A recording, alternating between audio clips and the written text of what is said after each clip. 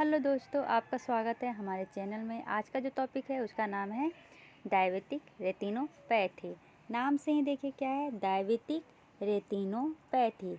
Diabetic disease के कारण जो रेटिना में डिजीज हो, मतलब डायबिटिक के कारण जो रेटिना में डिजीज हो, उसको कहते हैं डायबिटिक रेटिनोपैथी। तो सबसे पहले हमें डायबिटीज़ के बारे में जानना पड़ेगा। तो डायबिटीज़ दो तरह का होता है, टाइप 1 और टाइप 2। जो टाइप 1 है उसको दूसरा नाम क्या है, उसका इंसुलिन डिपेंडेंट डायबिटीज मेलिटस है। और जो टाइप 2 है उसको कहते हैं non insulin dependent diabetes mellitus. ठीक है। तो जो टाइप 1 है ना, वो मेनली बच्चों में ज़्यादा होता है, और जो टाइप 2 है वो मेनली बड़ों में ज़्यादा होता है। ऐसे पूछा जाए डायबिटिक के टर्म में कि टाइप 1 और टाइप 2 में ज़्यादा मोस्ट कॉमन है, तो टाइप 2 ज़्यादा मोस्ट कॉमन है। लेकिन अगर आई डिजीज़ के लिए पूछा जाए तो आई डिजीज़ के लिए टाइप 1 ज़्यादा कॉमन है, क्योंकि इसमें कॉम्प्लिकेशंस ज़्यादा होते हैं। ठीक है। इसलिए जब टाइप 1 होता है तो हम चेकअप कब कराते हैं, 5 साल के डिटेक्शन के बाद। मतलब 5 साल हो गया है तो उसको डिटेक्ट करते हैं, उसके बाद उसका हम क्या करते हैं, इलाज करते हैं। लेकिन टाइप 2 में इमीडिएटली इलाज करते हैं। क्यों? क्योंकि ऑलरेडी टाइप 2 क्या हो चुका है, क्रोनिक हो चुका है, बहुत दिन से है, तभी तो टाइप 2 हुआ है ना। क्योंकि ये टाइम लेता है, बड़ों में होता है लगभग। यहाँ तक समझने में कोई प्रॉब्लम नहीं है। ठीक है। रिस्क फैक्टर की बात किया जाए तो रिस्क फैक्टर में जो मोस्ट कॉमन रिस्क फैक्टर है वो है ड्यूरेशन। बोला ना, ड्यूरेशन है जो मोस्ट कॉमन रिस्क फैक्टर है। मतलब कि बच्चों में होगा तो स्क्रीनिंग 5 साल के बाद कर सकते हैं, क्योंकि वो डिटेक्ट 5 साल के बाद ही होता है। और अगर बड़ों में होगा तो तुरंत इलाज करना है। ठीक है। तो ड्यूरेशन बहुत ही ज़्यादा ज़रूरी है, मोस्ट इम्पॉर्टेंट प्रोग्नोसिस फैक्टर में आता है। फिर फीमेल, हाइपरटेंशन, प्रेगनेंसी, एनीमिया, ये सभी और आ सकते हैं। ठीक है। लेकिन जो acute level of blood sugar होता है ना, इससे इसमें कोई भी फ़र्क नहीं पड़ता है। और ड्यूरेशन की बात करें तो कितना, मेनली 10 से 12 साल के बाद ही ये होता है। ठीक है। अब इसमें एक टर्म आपको पढ़ने की ज़रूरत होगी, जिसको कहते हैं माइक्रो एंजियोपैथी। अब ये माइक्रो एंजियोपैथी क्या है, माइक्रो मतलब कि छोटा, एंजियो मतलब ब्लड वेसल, और पैथी मतलब डिजीज। मतलब जो स्मॉल ब्लड वेसल होते हैं ना, उसमें 2 डिजीज होता है, उसको हमें इसमें मेनली पढ़ना है। तो वो कौन कौन सा होता है, तो वो होता है आर्टरी का सबसे पतला वाला भाग को क्या कहते हैं, आर्टेरियोल्स, कैपिलरी, और क्या होगा, वेन्यूल का सबसे पतला वाला पार्ट क्या होता है, वेन्यूल्स। मेनली इन तीनों में ये बीमारी होता है। ठीक है। तो इसमें सबसे ज़्यादा, क्योंकि ये सबसे पतला होते हैं, तो इसी में सबसे ज़्यादा इस्कीमिया होने का खतरा है। अगर मैक्सिमम इस्कीमिया होगा, ठीक है, तो क्या होंगे, मैक्सिमम हाइपोक्सिया होगा। और मैक्सिमम हाइपोक्सिया होगा तो बहुत ही ज़्यादा VEGF रिलीज होगा। अब VEGF का क्या काम है, तो ये हेल्प करता है नया ब्लड वेसल के फॉर्मेशन में। ठीक है। तो VEGF से याद रखिएगा क्या करता है, इसका काम नया ब्लड वेसल का फॉर्मेशन करता है, जिसको कहते हैं नियोवेस्कुलाइजेशन। क्या, नियोवेस्कुलाइजेशन। यहाँ तक ये प्रोसेस तो समझ में आ गया। क्या था कि अगर स्मॉल वेसल में हमें कोई बीमारी होगी तो उसके कारण क्या होगा, इस्कीमिया होगा, इस्कीमिया के कारण हाइपोक्सिया होगा, हाइपोक्सिया के कारण VEGF रिलीज होगा, जिसके कारण नया ब्लड वेसल का फॉर्मेशन होता है। ठीक है। यहाँ तक समझने में कोई प्रॉब्लम नहीं है।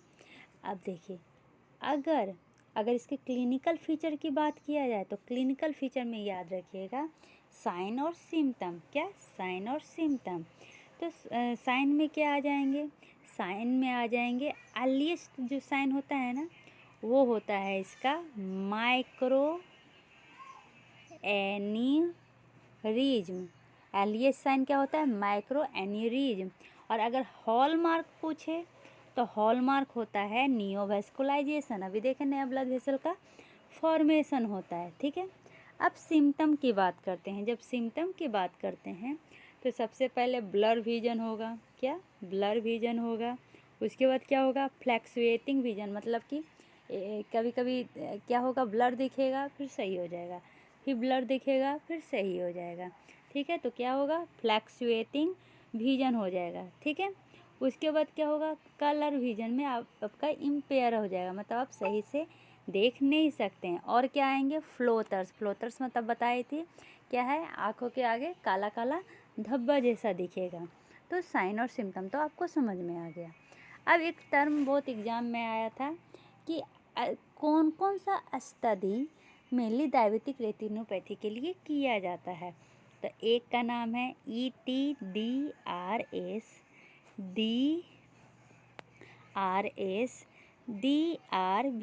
अब ये क्या है?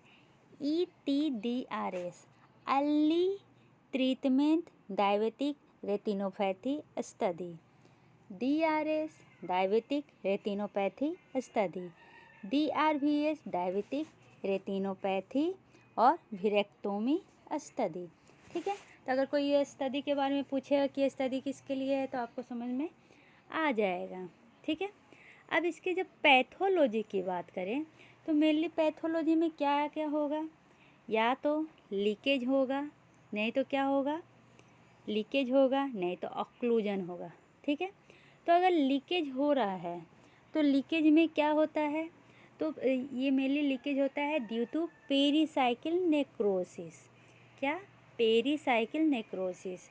ब्लड वेसल में पेरीसाइकिल स्टार्टिंग में, पेरीसाइकिल और इंडोथेलियम दोनों बराबर होते हैं, लेकिन जब ये लीकेज स्टार्ट होता है तो इंडोथेलियम का लेवल ज़्यादा हो जाता है, पेरीसाइकिल का लेवल कम हो जाता है। तो जब नॉर्मल है तो पेरीसाइकिल और इंडोथेलियम का अगर रेशियो देखेंगे तो 1:1 होगा, लेकिन जब ये लीकेज स्टार्ट होगा और पेरीसाइकिल नेक्रोसिस होगा तो पी का रेशियो क्या हो जाएगा? 1:4।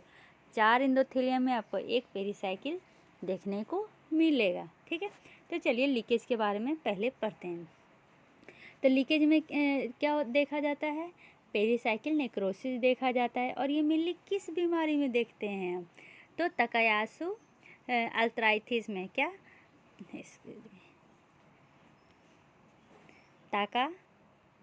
ताकायासु अल्थराइटिस में मेनली ये देखा जाता है पेरीसाइकिल का डिस्ट्रक्शन। ठीक है, यहाँ तक समझने में कोई प्रॉब्लम नहीं है। अब ये होता क्यों है? देखिए, इसमें क्या होता है ना कि हमारा जो कैपिलरी है उसका क्या होता है, जो वेसल हो जाता है वो वीक हो जाते हैं। मान लीजिए ये पाथ वीक हो गया तो क्या होगा? ब्लड बार बार यहाँ पर ऐसे फोर्स डालेगा तो यहाँ पे एक सैक लाइक स्ट्रक्चर बन जाएगा, मतलब कि प्रेशर देने से एक बैलून ऑथ हो जाता है, बैलून की तरह स्ट्रक्चर बाहर आ जाता है, जिसको हम क्या कहते हैं? माइक्रो एनीरिज्म। अब बाद में ये स्ट्रक्चर क्या होता है? रप्चर कर जाता है। देखते हैं जब बैलून में हम पानी भरते हैं तो स्टार्टिंग में तो भर रहे हैं, लेकिन एक ऐसा टाइम आता है कि ये जो बैलून होता है वो पूरी तरह से थिन हो जाता है और वो फट जाता है, उसी को हम लीकेज कहते हैं। ठीक है, यहाँ तक समझने में कोई प्रॉब्लम नहीं है। चलिए अब ऑक्लूजन के में पढ़ते हैं। लेकिन जब लीकेज होगा ना तो क्या क्या हो सकता है? हार्ड एक्सुडेट, इदीमा, हेमरेज, माइक्रो एनेरिज तो समझ गए, हेमरेज भी बाहर खून निकल जाता है, स्टार्टिंग में फूलता है, और हार्ड एक्सुडेट, ये सारे मैंने अभी आपको समझा दिया वो कहानी के रूप में। ठीक है, अब ऑक्लूजन क्यों होता है? तो ऑक्लूजन मेनली होता है इम्बोलिज्म के कारण। तो इम्बोलिज्म कैसे होंगे?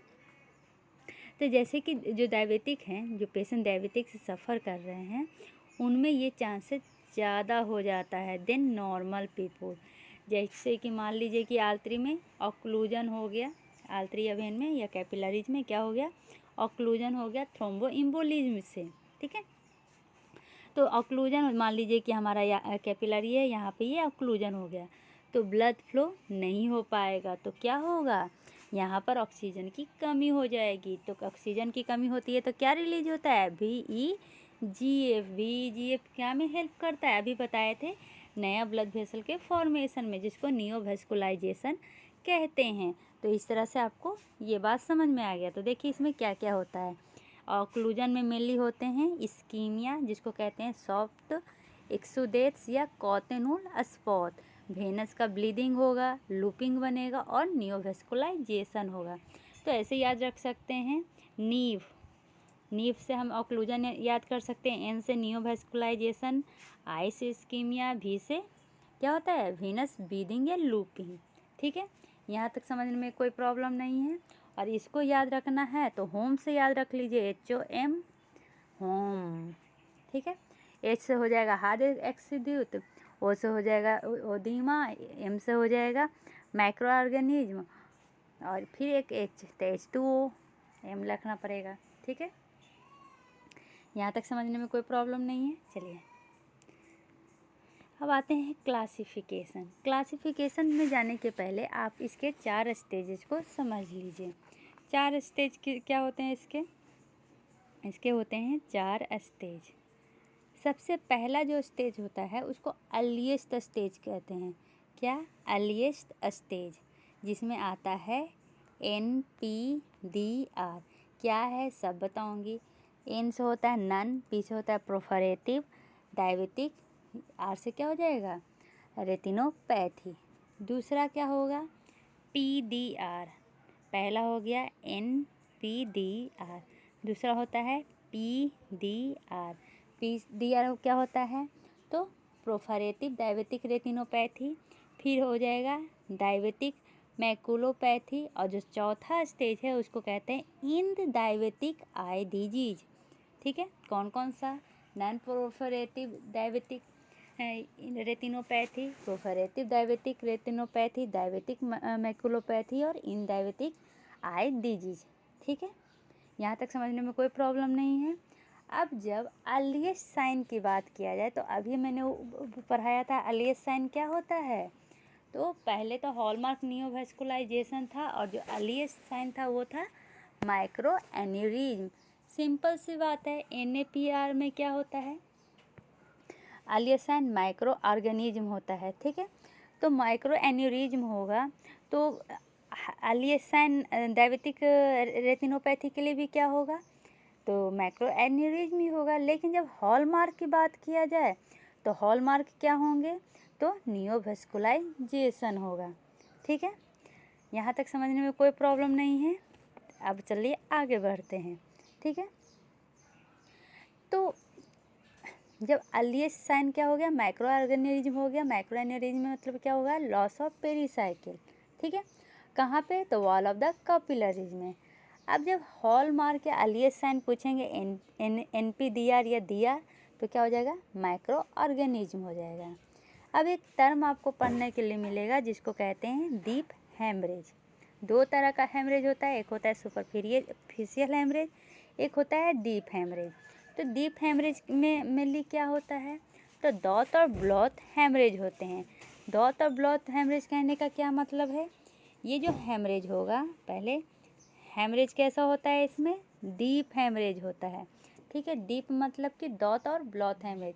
डॉट कहने का इस तरह का हेमरेज होता है और ब्लॉट कहने का मतलब इस तरह का हेमरेज होता है। ठीक है, और डीप मतलब कि ये सुपरफिशियल भी जाता है और अंदर की ओर वर्टिकल भी जाता है।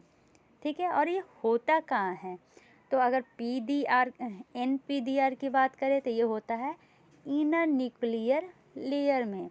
क्या? इनर न्यूक्लियर एयर में। तो एक कोड याद रखिए क्या है OPIN। IN से क्या होता है इनर न्यूक्लियर लेयर, इसमें क्या होता है तो डीप हेमरेज होता है। OP मतलब क्या हो जाएगा ऑटर प्लेक्सिफॉर्म, इसमें क्या होता है तो हार्ड एग्जीक्यूट होता है। ठीक है, यहाँ तक समझने में कोई प्रॉब्लम नहीं है। कैसे याद किए थे हम इसमें तो H2OM से याद किए थे। ठीक है, तो हेमरेज ये हो गया, हार्ड एक्सीड्यूट हो गया। अब हार्ड एक्सीड्यूट होता क्या है ये भी मन में क्वेश्चन आ रहा होगा। हार्ड एक्सीड्यूट कुछ नहीं होता है, ये एक लिपिड या लिपोप्रोटीन डिपॉजिट है जो मेनली ऑटर प्लेक्सिफॉर्म में सीन होता है, जिसको हम कहते हैं हार्ड एक्सीड्यूट। ये मेनली जो हार्ड एक्सीड्यूट है ना वो रिंग पैटर्न में अरेंज होता है। किस पैटर्न में? रिंग पैटर्न में अरेंज होता है, इसलिए इसको क्या कहते हैं? CIRCINAT क्या है? सिरकिनेट रेटिनोपैथी भी कहते हैं। ठीक है, अभी तक हमने क्या पढ़ा? जो हमारा डायबिटिक है वो दो कारण से होता है, लीकेज के कारण, ऑक्लूजन के कारण। इसके 4 स्टेजेज होते हैं। जो अर्लीस्ट स्टेज है वो है कौन सा? तो NPDR। और इसका जो अर्लीस्ट साइन है वो क्या है? Micro aneurysm. और इसमें मेनली क्या देखने को मिलता है? Hard exudate, deep haemorrhage, micro aneurysm और इदीमा।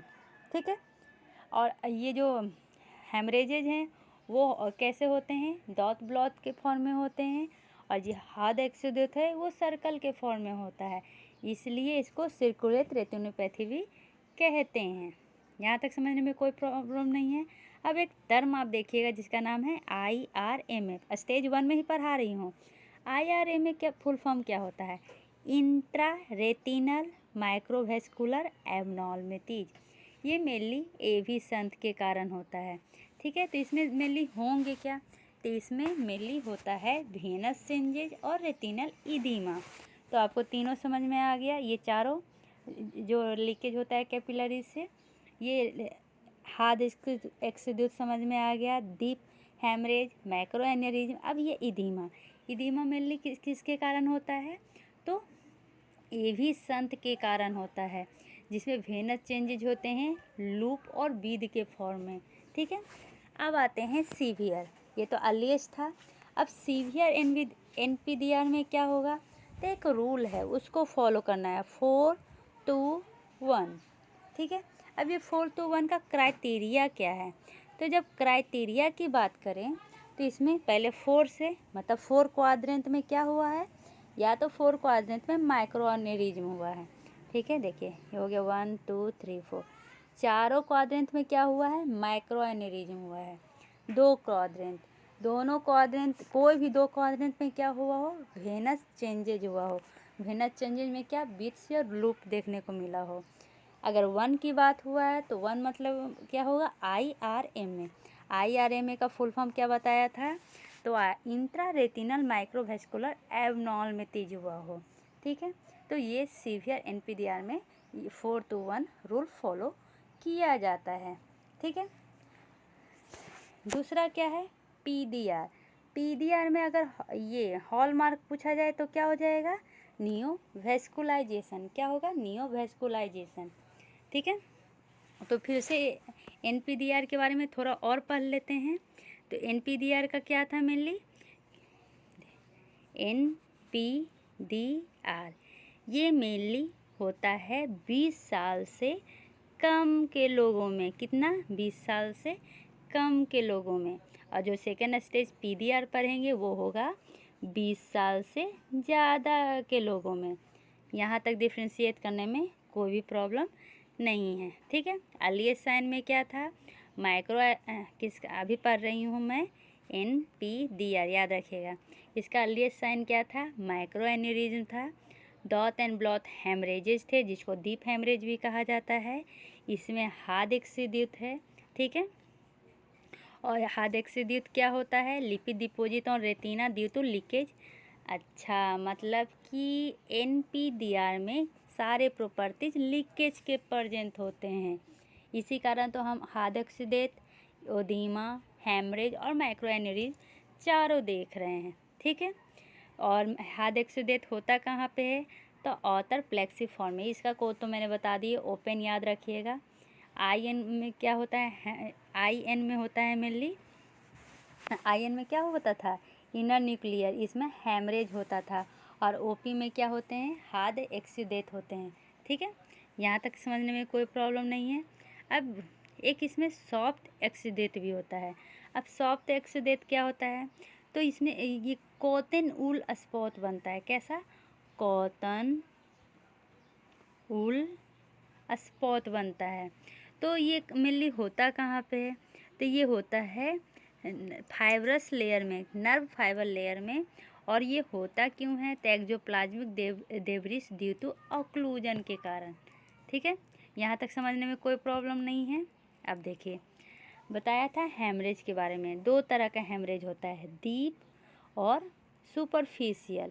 और जो हमारा यहाँ NPDR में प्रेजेंट होता है वो क्या होता है, डीप होता है। सुपरफिशियल, डीप में मतलब कि वर्टिकल और हॉरिजेंटल दोनों तरफ ऑक्लूजन हेमरेज हो रहा है। सुपरफिशियल में क्या होता है, सिर्फ हॉरिजेंटल हेमरेज होता है। तो चलिए अब पहले डिफ्रेंशिएट कर लेते हैं डीप हेमरेज और सुपरफिशियल हेमरेज हैं। जो हमारा डीप हेमरेज है ना, वो मेनली डायबिटिक रेटिनोपैथी में देखने को मिलता है। लेकिन जब सुपरफिशियल हेमरेज की बात करें तो ये हाइपरटेंसिव रेटिनोपैथी में देखने को मिलता है। ये टर्म याद रखिएगा, बहुत ही ज़्यादा ज़रूरी है। डीप हेमरेज कहाँ मिलेगा, डायबिटिक रेटिनोपैथी में। सुपरफिशियल हेमरेज कहाँ मिलेगा, हाइपरटेंसिव रेटिनोपैथी में। डीप हेमरेज में क्या होता है, डॉट एंड ब्लॉट हेमरेज होता है। लेकिन जब सुपरफिशियल की बात करें तो इसमें फ्लेम शेप्ड हेमरेज होगा। कैसा, फ्लेम शेप हेमरेज होगा। ठीक है। जब डीप हेमरेज की बात करें तो वो इनर न्यूक्लियर लेयर में होता है, और जब सुपरफिशियल हेमरेज की बात करें तो वो नर्व फाइबर लेयर में होता है।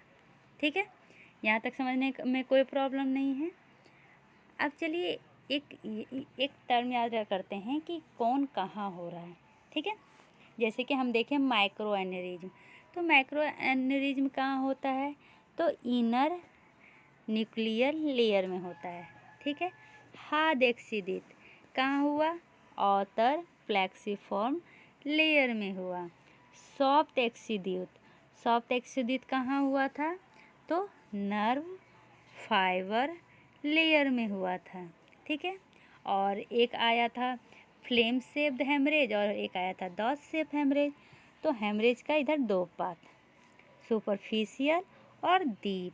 जब डीप की बात किया जाए तो वो होता है इनर में, ठीक है, इनर न्यूक्लियर लेयर में।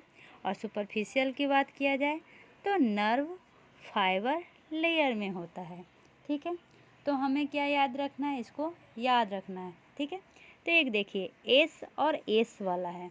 ये एस और एस वाला जैसे सॉफ्ट एक्सीड्यूट सुपरफिशियल, ये दोनों कहाँ हुआ है, नर्व फाइबर लेयर में हुआ है। तो ऐसे हम याद कर सकते हैं। ठीक है। अब है क्या, माइक्रो एन्यूरिज्म और डीप। माइक्रो और डीप किस में हुआ है, तो इनर में हुआ है। ठीक है, इनर न्यूक्लियर लेयर में।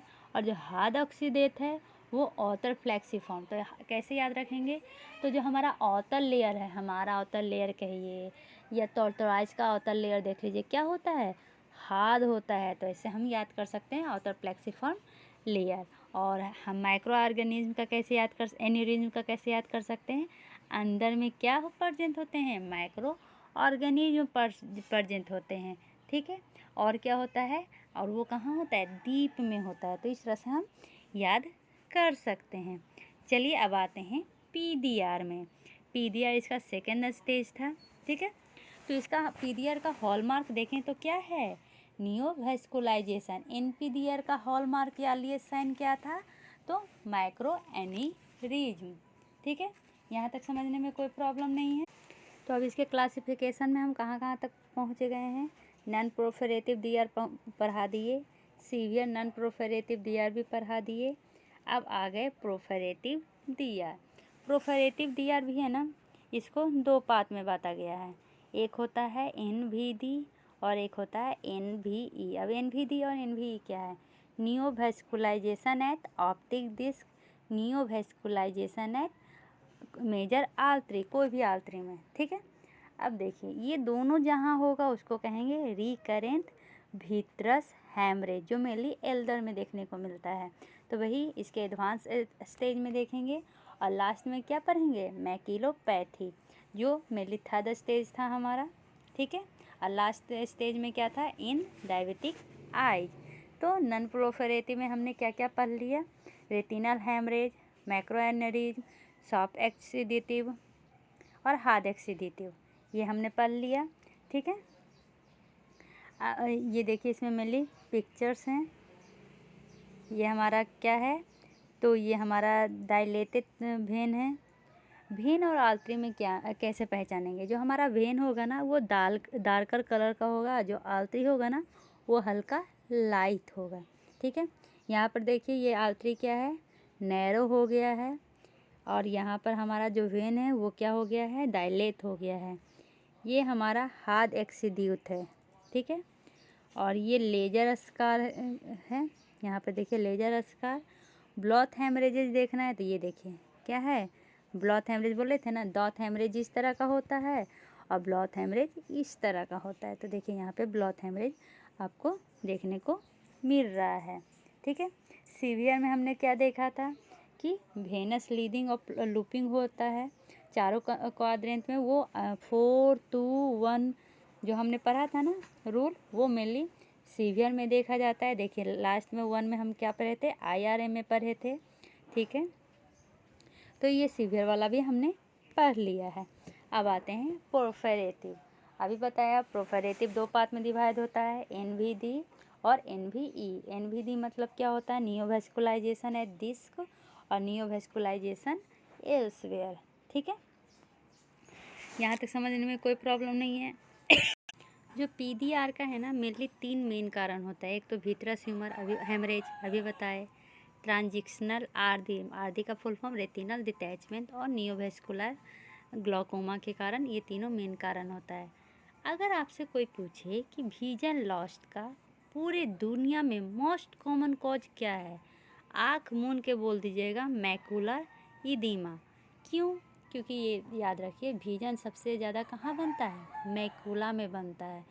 तो कोई भी कारण हो उतना लॉस नहीं होगा जितना मैकुला इदीमा में होगा। याद रखिएगा, विजन लॉस का मोस्ट कॉमन पूरे वर्ल्ड में कौन सा है, तो मैकुला इदीमा।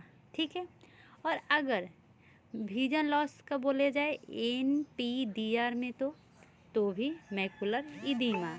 लेकिन अगर पूछेगा PDR में विजन लॉस का मोस्ट कॉमन कॉज क्या है, तो विट्रस हेमरेज।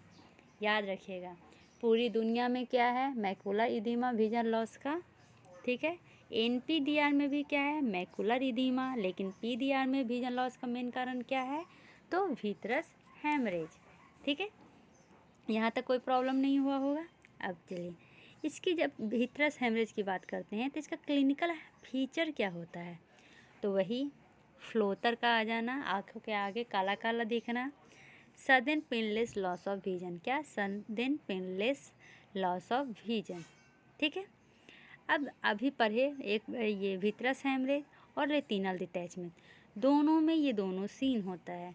तो दोनों में डिफरेंस क्या है, क्योंकि दोनों में अगर विट्रस हेमरेज में भी दिखेगा फ्लोटर और sudden painless loss of vision, और उसमें भी दिखेगा, तो अंतर क्या है, चलिए देखते हैं। विट्रस ह्यूमर और रेटिनल डिटैचमेंट, इसमें भी फ्लोटर देखा, इसमें भी फ्लोटर देखा, इसमें भी sudden painless loss of vision देखा, इसमें भी sudden painless loss of vision देखा। लेकिन विट्रस हेमरेज में फ्लैशेज नहीं दिखते हैं। फ्लैशेज क्या होता है, आई के आगे इलेक्ट्रिक जैसा आना, लाइट की तरह आना, और लेकिन रेटिनल डिटैचमेंट में वो दिखता है।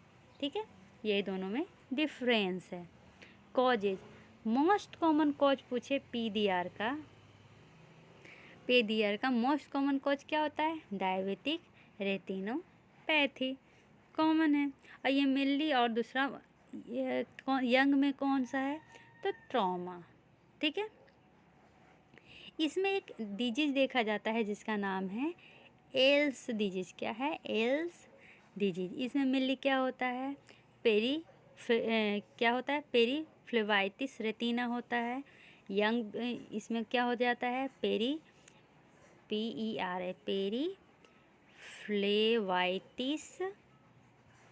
रेटिना हो जाता है। दूसरा ये यंग मेल में होता है। इसमें लगातार विट्रस हेमरेज होता है, मतलब कि स्पॉन्टेनियस विट्रस हेमरेज होता है, रिकरेंट होता है। ठीक है, ये ड्यू टू टीबी भी हो सकता है। और इसके स्टेजेस की बात करें तो इसमें 3 स्टेज होगा। पहले तो वेन में इन्फ्लामेशन होगा। ठीक है, या तो ऑक्लूजन होगा, और तीसरा क्या है, नियोवेस्कुलाइजेशन होगा, क्योंकि ऑक्लूजन होगा तभी तो नियोवेस्कुलाइजेशन होगा। ठीक है, यहाँ तक समझने में कोई प्रॉब्लम नहीं है। और अगर इसका ट्रीटमेंट की बात करें तो सिस्टमेटिक स्टेरॉयड देंगे, ठीक है, नहीं तो ATT देंगे। यहाँ तक समझ गए। चलिए अब आते हैं हमारे टॉपिक में। तो क्या क्या था इसमें, मेनली क्या होता है, चेंजेज होते हैं और कौन से, तो साइट थ्रेटनिंग में और न्यू वेसल का फॉर्मेशन आता है। यहाँ पे देखिए सॉफ्ट एक्सीडेट दिख रहा है पिक्चर में, न्यू वेसल डिस्क अराउंड देखिए नया नया वेसल का फॉर्मेशन हो रहा है। और क्या हो रहा है, डॉट और ब्लॉट किस में देखने को मिलता है, डॉट और ब्लॉट मेनली नॉन प्रोफरेटिव में देखने को मिलता है। देखिए यहाँ पे डॉट और ब्लॉट सीन हो रहे हैं, ठीक है। सिम्टम की बात करें तो सिम्टम में इसके मेनली स्टार्टिंग में कोई सिम्टम नहीं होते हैं, लेकिन जो सिम्टम होता है वो रेटिनल डिटैचमेंट की तरह ही होता है, लेकिन एक छोड़ के विट्रस हेमरेज में फ्लैशेज नहीं होते हैं और रेटिनल डिटैचमेंट में फ्लैशेज होते हैं, ठीक है। वही यहाँ पर दिया हुआ है। आपको ये बात समझ में आ गया कि विट्रस में क्या होंगे, सडन ऑनसेट ऑफ फ्लोटर होगा, ठीक है, लेकिन ब्लड विजन होगा। और जो रेटिनल डिटैचमेंट में है उसमें सडन लॉस ऑफ विजन होगा, फ्लोटर होंगे और फ्लैशेज लाइट होंगे, ठीक है। अब आते हैं इसके थर्ड स्टेज में। थर्ड स्टेज में क्या था, तो डायबिटिक मैक्यूलोपैथी। डायबिटिक मैक्यूलोपैथी देखिए, डायबिटिक मतलब डायबिटीज़ के कारण, मैक्यूलो मतलब मैक्यूला जो मेन साइट ऑफ विजन है उसमें क्या हो जाना, डिजीज हो जाना, ठीक है, मतलब इसमें इन्वॉल्वमेंट ऑफ मैक्यूरा है। ये मेनली 2 टाइम में आता है, या तो NPDR के बाद आएगा इसका स्टेज, या PDR के बाद आएगा, इसलिए इसको ये क्या कहते हैं, पोस्ट NPDR या पोस्ट PDR भी कहा जाता है, या कभी कभी दोनों के बाद आता है। जब इसका यही जो है ना मोस्ट कॉमन इटियोलॉजी होता है डिमिनिश्ड ऑफ विजन। अभी देखे थे diminished of vision in the year का मोस्ट कॉमन इटियोलॉजी क्या होता है, तो हमारा डायबिटिक मैक्यूलोपैथी। यहाँ तक समझ में आ गया। ये डायबिटिक मैक्यूलो इदीमा होता है, ये 2 तरह का होता है, या तो फोकल होगा या डिमिनिश्ड होगा। इसमें मेनली हमने ये पढ़ना है एक CSME, ये क्या है, क्लिनिकली सिग्निफिकेंट मैकुलर इदीमा के बारे में पढ़ना है।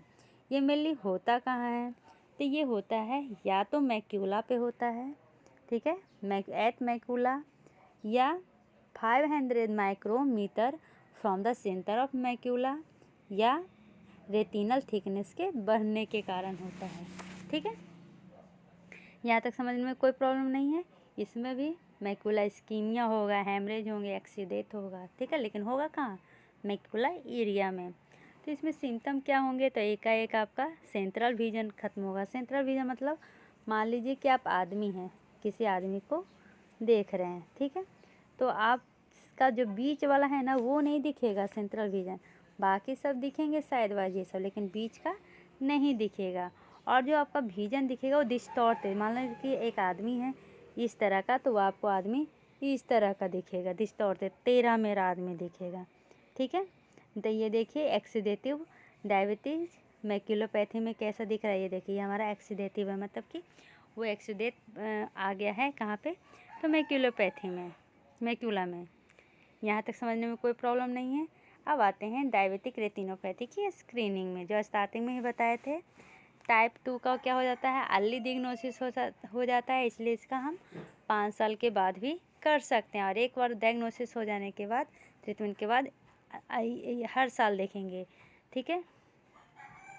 टाइप 2 में एक बार जब स्क्रीनिंग हो जाए तो उसके बाद उसको तुरंत ट्रीटमेंट होता है, और उसके बाद हर साल के में देखते हैं, ठीक है। तो वही लिखा हुआ है, टाइप 1 में 5 साल के बाद, स्क्रीनिंग के 5 साल के बाद स्टार्ट करते हैं, और इसमें तुरंत डायग्नोसिस होता है उसके बाद। और एक बार जब हो जाए तो उसके बाद उसको दोनों को ईयरली चेकअप किया जाता है। यहाँ तक कोई टेंशन नहीं है, ठीक है। अगले टॉपिक में हम दूसरे टॉपिक लेके आएंगे, लेकिन अभी तक तो थर्ड ही स्टेज खत्म हुआ है। एक लास्ट स्टेज है फोर्थ, उसका नाम क्या था, एंड डायबिटिक आई डिजीज। ये मेनली इसमें क्या होता है, इसमें कॉम्प्लिकेशंस आते हैं, TRD ट्रांजिशनल रेटिनल डिटैचमेंट, और NVG जो मोस्ट कॉमन है किसके लिए, नियोवैस्कुलर ग्लोकोमा के लिए। अब आते हैं ट्रीटमेंट में। चलिए अब आते हैं ट्रीटमेंट में, ठीक है। तो 2 तरह का मेनली था। तो NPDR का सबसे पहले जानते हैं। NPDR का मोस्ट कॉमन कॉज क्या था? डायबिटिक मैकुलर इदीमा, ठीक है। तो उसका ट्रीटमेंट करेंगे। तो पहले क्या करना पड़ेगा? Laser photocoagulation. क्या? Laser photocoagulation. इसमें क्या किया जाता है? डबल फ्रीक्वेंसी किया जाता है। किसका? तो एनडी यांग लेजर का, ठीक है। मैंने एनडी यांग लेजर इसमें किया जाता है, ठीक है। इसमें मेनली वेवलेंथ कितना रखा जाता है? तो 532 नैनोमीटर। ग्रीन लेजर का भी यूज किया जाता है पेरिफेरल में। और इदीमा को ऑब्जर्व करने के लिए 60 to 80 डिग्री हीट यूज करते हैं। दूसरा, आपको पता है इसमें क्या होता है? नियोवेस्कुलाइजेशन हो जाता है, ठीक है। तो नियोवेस्कुलाइजेशन को सही करने के लिए हम एंटी नियोवेस्कुलाइजेशन देते हैं, एंटी VEGF ड्रग देते हैं, ठीक है। उसमें क्या हो जाएगा? विवासीजुमाब, ठीक है। और भी जितने भी जुमाब होंगे वो सारे देंगे। तीसरा क्या करेंगे? तो इंट्राविट्रल स्टेरॉयड देंगे। क्या? इंट्राविट्रल स्टेरॉयड। इसमें इसका एग्जाम्पल क्या हो जाएगा? त्रियामकिनोलोन, ठीक है। जब PDR की बात करते हैं तो PDR में सबसे पहले हम क्या करेंगे? रेटिनल फोटोकोगुलेशन करेंगे। उसमें क्या था NPDR में? तो लेजर फोटोकोगुलेशन था। लेकिन PDR में क्या करेंगे? रेटिनल फोटोकोगुलेशन करेंगे, ठीक है। ये फोकल होगा। 60 to 80 डिग्री पे इसमें मेनली ब्लड प्रेशर को करेंगे। और ये बाद में भी हो सकता है, इसलिए रिकरेंस कॉमन है। दूसरा क्या करेंगे? इसमें पैन रेटिनल कोगुलेशन करेंगे, जो मेनली पूरे रेटिना में किया जाता है, मैकुला को छोड़ के। इसमें हाइपोक्सिया को क्या किया जाता है? एलिमिनेट किया जाता है, ठीक है। यहाँ तक समझने में कोई प्रॉब्लम नहीं है। तो ट्रीटमेंट भी आपको समझ में आ गया। तो इस तरह से हमारा डायबिटिक रेटिनोपैथी ख़त्म हुआ। लेकिन एक ध्यान दिए, इसका मेन था 2 था, NPDR और PDR। NPDR में मेनली माइक्रो एन्यूरिज्म पे फोकस किया गया है और PDR में मेनली नियोवेस्कुलाइजेशन में किया गया है।